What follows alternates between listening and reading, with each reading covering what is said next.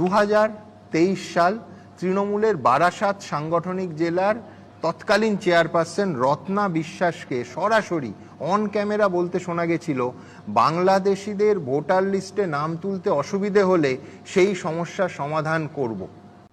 জাকিরদার নির্বাচনী এলাকায় অনেক বাংলাদেশি লোক এখানে বসবাস করেন। জাকিরদার লিঙ্কটা ভালো করতে পারে, অভিজিৎটাও করবেন, আমিও বলছি। যদি লিঙ্কের কোনো সমস্যা হয়, বাংলাদেশ থেকে যারা এসছে ভোটার লিস্টে নাম তোলা সমস্যা, জাকিরদার কাজটা ভালো করে দেবে। আপনারা সবাই যোগাযোগ করবেন এই অফিসে এসে।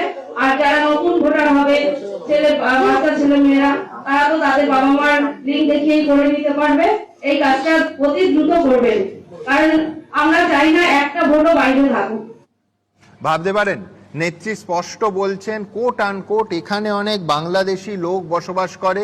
আমি বলছি, যদি লিঙ্কের কোনো সমস্যা হয়, বাংলাদেশ থেকে যারা এসেছে ভোটার লিস্টে নাম তোলার যদি কোনো সমস্যা হয়, করে নেবে।